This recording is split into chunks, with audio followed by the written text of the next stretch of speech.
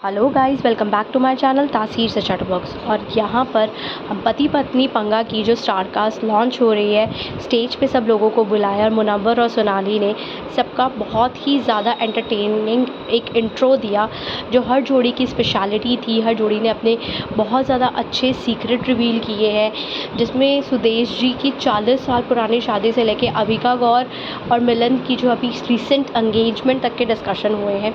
रुबीना और अभिनव की जो एक डायनामिक पर्सनालिटी से लेके फ़हाद और स्वरा की जो वो खट्टी मीठी नोक-झोंक है, हिना और रॉकी की अभी शादी हुई है, उन्होंने अपने इंटरकास्ट मैरिज के बारे में बात करी।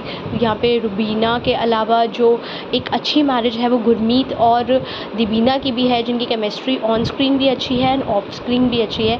जब ये लॉन्च हुआ तो सब लोगों के बारे में मुनव्वर ने काफ़ी अच्छी बातें बोली। गीता फोगाट के साथ उनके हस्बैंड भी थे, उन्होंने भी वो बहुत ही ज़्यादा सॉफ्ट स्पोकन पर्सन लगे। सबसे पहले फ़हाद एंड स्वरा ने अपनी बात बताई। जब उनसे पूछा गया कि घर में किसकी सरकार है स्वरा, तो उसने कहा चाहे बाहर किसी मर्ज़ी की मिनिस्ट्री बनती रहे, बट घर में होम मिनिस्ट्री ही चलनी चाहिए। यहाँ पे फिर फ़हाद ने कहा कि बहू मत दो। आपको पता है बहू मत दो का मतलब क्या होता है? क्योंकि सरकार इन्हीं की बनती है, बिल इन्हीं के पास होते हैं, चाहे शॉपिंग बिल हो। स्वरा ने कहा यहाँ मेरी बहुत बेइज्जती हो रही है, मेरी बहुत पोलें खुल रही है, सबसे पहले मुझे ही इवेक्ट कर सकते हैं आप लोग, मुझे वापस घर भेज दो। तो बहुत सारी ऐसी नोक-झोंक हैं जो लगातार चल रही थी।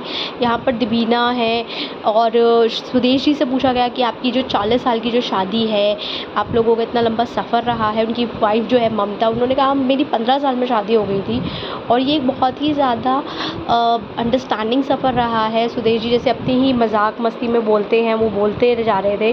फ़हाद और स्वरा उनको देख रहे थे, वो अपनी ही बातें भी बता रहे थे साथ साथ कि कैसे उनके घर में इंटरकास्ट होने के बावजूद दोनों बहुत ज़्यादा अंडरस्टैंड करके अपनी फैमिलीज़ को कैसे मना के एक साथ रह रहे हैं।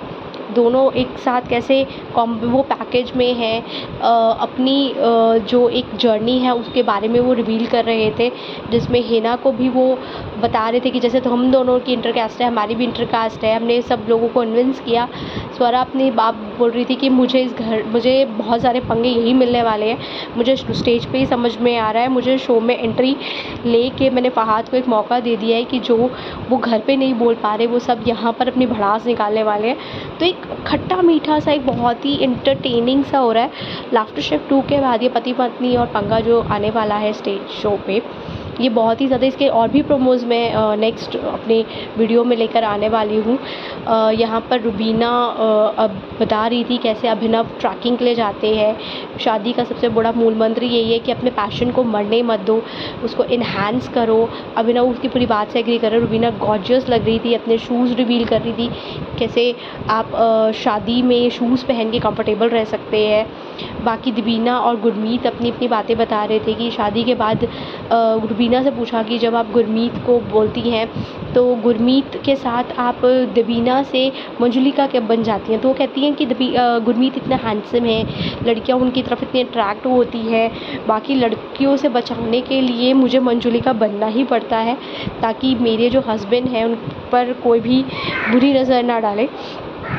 सब लोग अपनी अपनी बातें बता रहे थे। दीबिना ने अपनी बात बताई, उसके अलावा जो अभिनव हैं और रुबीना है वो अपनी ही जर्नी को डिस्कस कर रहे थे कि कैसे कंपेनियनशिप है, कंपैटिबिलिटी है, वो बहुत ज़्यादा टुगेदरनेस होनी चाहिए एक रिलेशन को मेंटेन करने के लिए।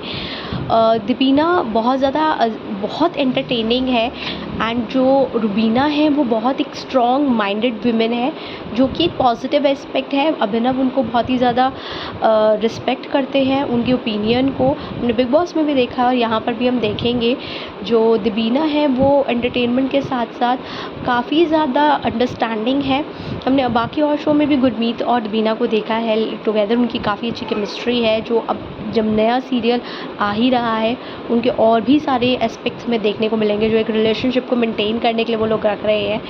आप जब स्टेज पे देखते हो तो यहाँ पे गीता फोगाट जो बहुत ही कम बात कर रही थी, उनसे भी पूछा गया तो उनके हस्बैंड से गीता ने बोला नहीं, मेरे हस्बैंड बहुत ही सॉफ्ट हार्टेड है, वो बहुत जल्दी वैसे तो वो रेसलर है। जो जब उसे मुनव्वर ने पूछा कि लड़ाई होती है तो कौन आता है, रेफरी आता है या आप दोनों में से कौन जीतता है।